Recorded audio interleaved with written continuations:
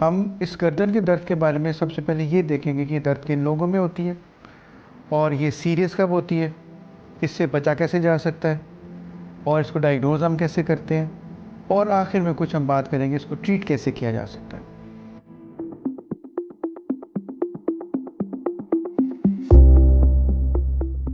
جی السلام علیکم جی، ڈاکٹر شہزاد کریم میرا نام ہے، میں انٹرونشنل ریڈیولوجسٹ اور پین مینجمنٹ اسپیشلسٹ ہوں۔ ہماری مختلف موضوعات پہ بات ہوتی رہتی ہے۔ آج کا جو موضوع ہے وہ نیک پین ہے۔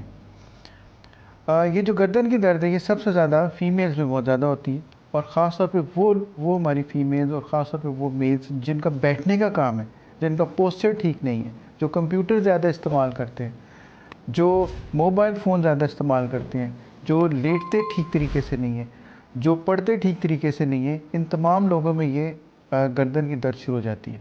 گردن کی درد میں ہوتا کیا ہے کہ پٹھوں کا کھچاؤ ہوتا ہے، دونوں سائڈ کے پٹھے کھنچنے شروع ہو جاتے ہیں، اعصابی تناؤ شروع ہو جاتا ہے، سر میں درد شروع ہو جاتی ہے، اور اس کے بعد کیا ہوتا ہے کہ ایون بندے کا جو موڈ ہے وہ بھی خراب ہونا شروع ہو جاتا ہے، اور یہ اینڈ ڈپریشن میں جا کے کرتی ہے۔ تو اگر ہم اس کو پراپر طریقے سے ڈائگنوز کر لیں تو یہ آسانی سے اس کو ٹریٹ بھی کیا جا سکتا ہے۔ اور یہ درد جو ہے یہ صرف گردن تک ہی نہیں رہتی، بلکہ یہ دونوں کندھوں میں چلی جاتی ہے، کمر کے پٹھے کھنچنے شروع ہو جاتے ہیں، اور بعض اوقات یہ دونوں بازوں میں جانی شروع ہو جاتی ہے۔ اچھا، اب ہم نے دیکھنا یہ ہے کہ اس درد خطرناک کب درد ہوگی، اور یہ درد کو ہم کس وقت محسوس کریں گے کہ اس کے لیے ہمیں کچھ اور کرنے کی ضرورت ہے۔ مثلا یہ درد ان لوگوں میں بھی ہو سکتی ہے جن کو ہارٹ اٹیک ہو رہا ہو، یہ درد ان لوگوں میں ہو سکتی ہے جن کو فالج ہو رہا ہو۔ تو ہمیں سب سے پہلے یہ دیکھنا ضروری ہے کہ یہ کون لوگ ہیں جن کو اگر فالج ہو رہا ہو تو ہمیں کیسے پتہ چلے گا، اور جن کو ہارٹ اٹیک ہو رہا ہے تو کیسے پتہ چلے گا۔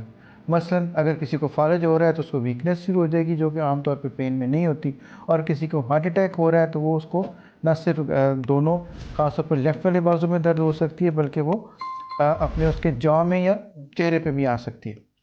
اس وقت ہمارا جو موضوع بحث ہے وہ گردن کی درد ہے۔ اب ہم سب سے پہلے یہ دیکھ لیں کہ کن لوگوں میں ہوتی ہے۔ نمبر 2، ہم اس کو ڈائگنوز کیسے کر سکتے ہیں۔ اگر ہمیں یہ پتہ چل جائے کہ ہمارے بیٹھنے سے، برے پوسچر سے، مسلسل موبائل فون استعمال کرنے سے، لیپ ٹاپ کو بیڈ پہ بیٹھ کے استعمال کرنے سے یہ ہو رہی ہے، تو ہم اس کو آگے کریں کیا؟ سب سے پہلے ہم اس کو اپنا پوسچر ٹھیک کریں۔ اگر ہم آفس میں بیٹھ کے کام کر رہے ہیں تو اگر ہم اپنے نیک کو اور اپنی گردن کو اور اپنے کمر کو اسٹریٹ رکھیں اور تھوڑی سی سپورٹ استعمال کر لیں، اس سے بھی درد یہ بہتر ہو سکتی ہے۔ اس کے علاوہ اگر ہم سونے لگے ہیں تو ہمارا جو پلو ہے، جو تکیہ ہے، اس کا لیول اور ہمارے باڈی کا لیول ایک جتنا ہوگا، اس سے بھی درد یہ بہتر ہو سکتی ہے۔ اس کے علاوہ ہم اگر کھڑے ہو کے کام کریں تو بعض اوقات ہمارے نیک پہ سپورٹ دی جا سکتی ہے، اس سے بھی درد بہتر ہو سکتی ہے۔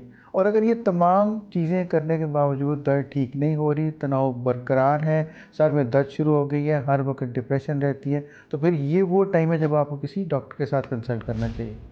ڈاکٹر کیا کریں گے کہ آپ کا سمپل ایک ایکس رے کرائیں گے، اس میں یہ دیکھ لیں گے کہ کہیں آپ کے جو دو موڑوں کے درمیان جو ہڈیاں، ان میں کوئی گیپ میں کوئی فرق تو نہیں پڑ گیا، کھچاؤ تو نہیں زیادہ شروع ہو گیا۔ ایم آر آئی کی ضرورت بہت دیر بعد جا کے پڑتی ہے، خاص طور پہ ان لوگوں میں جن میں دونوں بازو میں ویکنیس شروع ہو جائے، ان کے کمزوری شروع ہو جائے، وزن اٹھانے میں پرابلم شروع ہو جائے، بازو سن ہونے شروع ہو جائے، تو اس صورت میں جا کے ایم آر آئی کی ضرورت پڑتی ہے۔ لیکن اس سے پہلے ہم بغیر کسی دوائی کے، بغیر کسی لمبے چوڑے ٹریٹمنٹ کے اس درد کو ہم ٹریٹ کر سکتے ہیں۔ وہ کیسے؟ جیسے میں نے آپ سے پہلے عرض کیا کہ اپنے اعصابی تناؤ میں کمی کریں، تھوڑی سی واک شروع کریں، اپنا پوسچر ٹھیک کریں، اپنی ڈائٹ ٹھیک کریں، اس سے یہ درد ویسے ہی بہت جلدی بہتر ہو سکتی ہے۔ اور آخر میں آتے ہیں ٹریٹمنٹ آپشنس کے پاس۔